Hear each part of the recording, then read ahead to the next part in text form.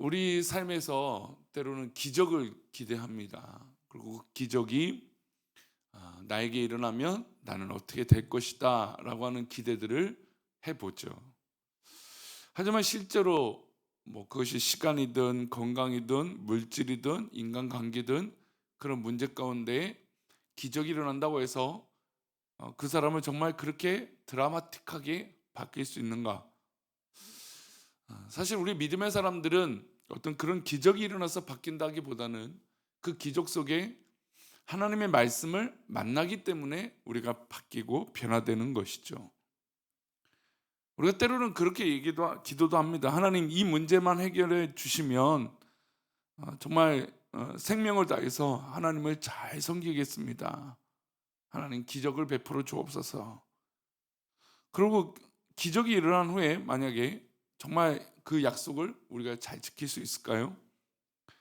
그렇지 않다는 것을 우리는 오늘 본문을 통해서 알 수 있습니다. 우리가 진짜 변화되는 건 물론 하나님께서 우리에게 기적을 베풀어 주시지만 그 기적 속에 정말 하나님 말씀을 붙들고 정말 그 말씀이 나의 말씀이구나. 그리고 내 삶 가운데 이 말씀을 내가 붙들고 살아야 되겠구나 라는 것을 우리가 느낄 때 진정한 변화가 일어나는 것이죠. 우리가 기억해 보십시오. 우리가 은혜 받았을 때 보면 하나님이 나를 사랑하시는구나. 십자가의 주님이 나의 주님이시구나. 그것을 경험했기 때문에 우리가 변화되고 또 우리가 지금까지 신앙생활하는 밑거름이 된 거 아닙니까? 그 기적이 일어났기 때문에 내가 지금까지 신앙생활, 물론 계기는 될 수 있겠죠.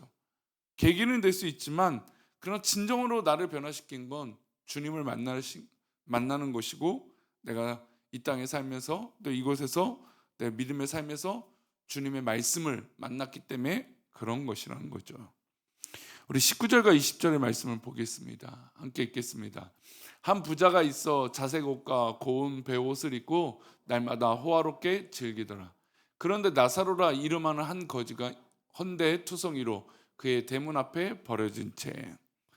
예수님의 비유입니다. 부자와 거지가 대문을 사이에 두고 있었습니다. 비유에 나오는 부자는 엄청난 재산을 가지고 있는 것을 볼 수 있습니다. 그 당시 가질 수 없는 어마어마한 자색 옷과 고운 베옷을 입는 것뿐만 아니라 날마다 어떻게 살고 있습니까? 호화롭게 살고 있죠. 자색 옷은 아무나 입을 수 있는 옷이 아닙니다. 거의 왕족, 정말 이 로마 시대의 최상위 귀족만 입을 수 있는 그런 옷입니다. 그런 사람이 호화롭게 날마다 살고 있었던 그런 부자였죠. 근데 반대로 이 문을 두고 이 반대로 살고 있었던 이 거지 나사로는 개들이 와서 자기의 몸을 헐어도 헌데를 핥는데도 그곳을 떠날 수 없고 그곳에서 자유할 수 없는 그런 정말 처절한 가난한 거지였습니다. 그런데 이상한 것은 예수님의 비유로 보면 부자는 그의 이름이 나와 있지 않습니다. 그냥 단순히 부자라고 얘기하고 있죠. 그리고 부자라고만 칭할 뿐 이름이 기록되어 있지 않습니다. 반대로 거지의 이름은 우리가 잘 알다시피 나사로라는 것을 알고 있습니다. 나사로는 그 이름의 뜻이 하나님이 도우신다라는 뜻입니다. 근데 이 자체가 역설이죠. 하나님이 도우시는데 그가 거지예요. 그러나 반대로 부자는 날마다 호화롭게 살고 있는데 주님은 그의 이름조차 기억하지 못하고 계신다는 겁니다.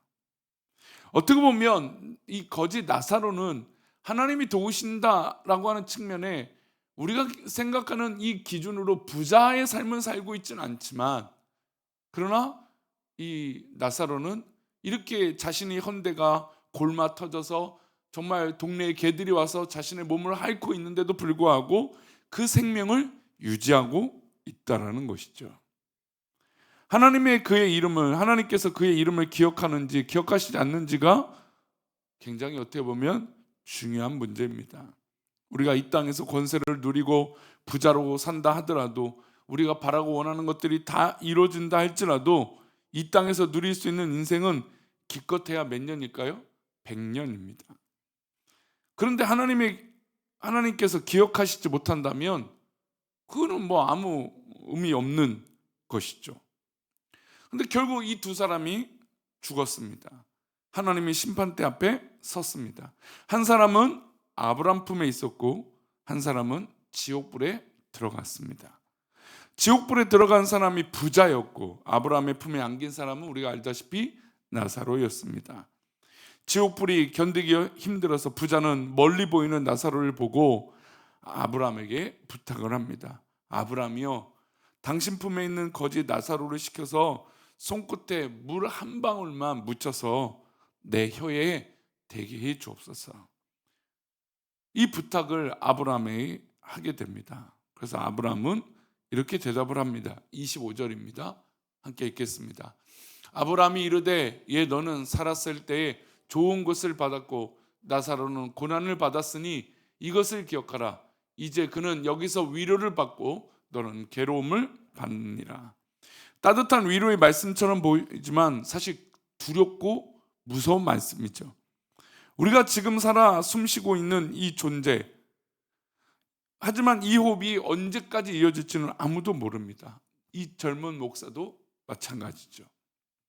그러나 우리가 이 땅에서 살고 죽어서도 사는 존재, 이 문제가 하나님 뜻 가운데 있다는 것이죠. 그리고 더욱더 중요한 건 우리가 만약에 하나님이 심판대에 있으면 여러분 돌이킬 수 있습니까? 없습니까? 돌이킬 수 없어요. 더 안타까운 건 살아있을 때 물을 마시는 건 아무것도 아니었지만 하나님의 심판대에 있다면 그것이 조금 더 허용되지 않는다는 겁니다. 내가 그렇게 자유롭게 할 수 있었던 모든 것들이 다 불가능하게 되는 것이죠. 그리고 지옥에서 더 무서운 것은 저 하나님 품에 있는 저 천국을 바라보고 있다는 거예요. 그건 살아있을 때 완전히 반대였죠.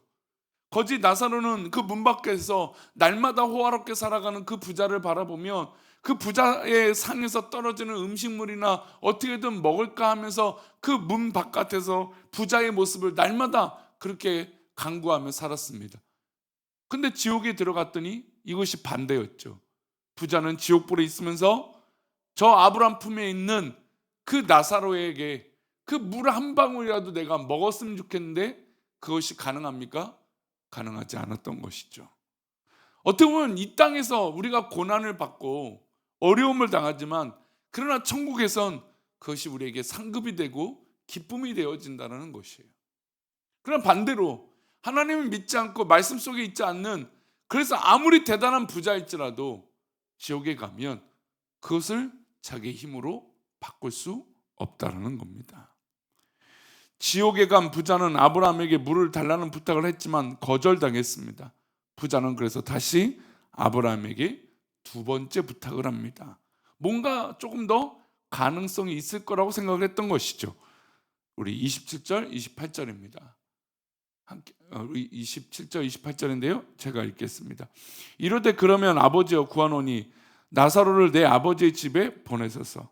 내 형제 5이 있으니 그들에게 증언하게 하여 그들로 이 고통받는 곳에 오지 않게 하소서. 우리가 잘 알고 있는 말씀이죠. 나사로에게 다시 살아있는 내 형제들, 가족들에 가서 하나님을 믿을 수 있도록, 하나님을 만날 수 있도록, 그리고 이 상황을 잘못 살면 지옥불에 간다는 걸 알게 해달라고 좀 말 좀 해달라고 나사로에게 부탁을 하고 아브라함에게 부탁을 하는 것입니다. 여러분, 이 부탁을 왜 할까요?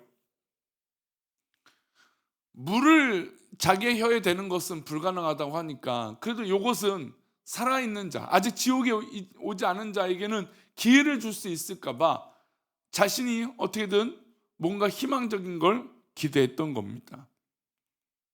부자는 이미 돌이킬 수 없었고 그러니 살아있는 형제라도 구원을 받을 수 있도록 돕고 싶었던 것이죠. 형제들이 나사로를 다시 살아온 것을 보고 나면 깨닫게 될 것이라고 생각했던 것입니다. 그러나 아브라함은 이렇게 29절에 말합니다. 함께 읽겠습니다. 아브라함이 이르되 그들에게 모세와 선지자들이 있으니 그들에게 들을지어다. 이게 무슨 얘기냐면 이미 그들에게 모세와 선지자들이 뭐가 있습니까? 말씀이 있다라는 거예요. 말씀이 있으니 뭐 나사로가 굳이 가지 않았고, 나사로가 실제로 가더라도 지금 자신이 이 부자가 생각한 대로 될까요, 안 될까요? 똑같다는 얘기죠. 안 된다라기보다 이미 하나님 말씀이 그들 가운데 있는데, 지금 뭐 나사로가 간다고 뭐 이 부활해서 뭐 다시 간다 해도 똑같다라는 것입니다. 그러면 그 형제들에겐 무엇이 필요할까요? 이 하나님의 말씀, 이미 주어진 이 모세와 선지자들의 말씀을 붙드느냐 안 붙드느냐, 이 차이라는 것이죠. 아브라함은 마지막으로 단호한 말을 31절에 던집니다. 함께 읽겠습니다. 이르되 모세와 선지자들에게 듣지 아니하면 비록 죽은 자 가운데서 살아나는 자가 있을지라도 권함을 받지 아니하리라 하였다 하시니라. 이게 지금 제가 서론의 말씀대로 그거예요. 우리 가운데 아무리 뭐 나사로가 다시 살아나고 기적이 일어날지라도 중요한 건 모세와 선지자들에게 일어났던 그 말씀, 하나님의 말씀을 듣지 아니하면 죽은 자가 살아나는 일이 있더라도 변화가 되지 않는다라는 겁니다. 우리가 전도하려고 하는 사람들, 우리가 영혼 구원을 위해서 기도하고 있는 영혼들을 보면, 여러분, 뭔가 대단한 일을 우리가 계속해도 결정적으로 그들이 바뀌지 않는 것을 볼 수가 있어요. 결국 그들을 바꿀 수 있는 건 뭘까요? 하나님 말씀을 그들이 인격적으로 만나는 것이죠. 이 말씀이 하나님의 말씀이고 이 말씀이 나의 생명의 말씀이라는 걸 인격적으로 만날 때 그들이 변화가 되는 것이에요. 지금 아브라함은 이 부자의 말을 그렇게 응답하고 있는 것입니다. 지금 하나님의 말씀을 듣지 않으면 그들에게 아무리 대단한 기적이 일어나더라도 변화되지 않을 것이다. 그러니까 결국에 우리가 그런 기도보다는 하나님 말씀을 만나는 기도를 해야 돼요. 하나님, 내가 어떤 일이 일어나면 어떻게 되겠습니다, 이렇게 자꾸 가정하지 말라는 것이죠. 그럼 뭐 그렇게 일어나지 않으면 우리가 하나님 믿지 않을 것입니까? 그러니까 앞뒤가 안 맞는 거죠, 사실은 기도가. 그거보다 하나님, 내가 이것을 이길 힘을 달라고 하는 기도. 그 이길 힘을 어디서 얻습니까? 하나님 말씀을 붙들었을 때 하나님, 내가 이것을 이길 수 있습니다, 이기겠습니다, 그 말씀을 통하여 이깁니다 라고 고백하는 게 훨씬 더 성숙한 기도가 될 것이에요. 물론 그럼에도 하나님은 우리를 긍휼히 여기셔서 우리에게 기적을 베풀어 주실 것입니다. 그러나 그 기적 속에 무엇보다 하나님의 말씀을 만나야 되는 것이죠. 어려움이 있습니까? 그 어려움 속에 하나님 말씀을 만나야 돼요. 좋은 일이 있습니까? 그 좋은 일 속에 하나님의 말씀을 만나야 되는 것이죠. 우리가 지금까지 믿음 생활을 어떻게 해왔는지, 우리 인생에 일어나는 기적이 어떤 힘이 나에게 있었는지, 그리고 나를 진정으로 변화시켰던 것은 무엇인지, 여러분, 결국 하나님 말씀이 나를 변화시키는 것이에요. 하나님 말씀이 살아 역사서, 살아 계셔서 우리 성도들을 만나시고 우리 성도들을 변화시키고 우리 성도들을 이끌어 주실 것을 믿습니다. 그러니 오늘도 우리 하나님 말씀을 간절히 붙듭시다. 그리고 우리가 후회하지 말고, 나중에 시간이 지나서 안타까워하지 말고, 오늘 혹시 떠오르는 그 사랑하는 가족들이나 또 사랑하는 식구들이 있거든, 그 아이에게 어떤 선물보다 하나님의 말씀을 선물해 봅시다. 그리고 그 말씀이 이 아이를 살릴 수 있도록, 이 말씀이 우리 사랑하는 가족들을 살리고 우리가 기도하고 있는 그 사람을 살리게 되는 놀라운 말씀의 은혜가 우리 가운데 있기를 축원합니다. 기도하겠습니다. 하나님 아버지, 3월 3일 우리가 공휴일을 보내고 난 이 오늘은 다양한 새로운 시작들이 일어나는 일들입니다. 학생들은 긴 방학을 마치고 개학을 하고 또 입학을 하고 또 여러 가지 시작을 하게 됩니다. 3월은 또 긴 겨울이 지나고 봄을 맞이하는 때입니다.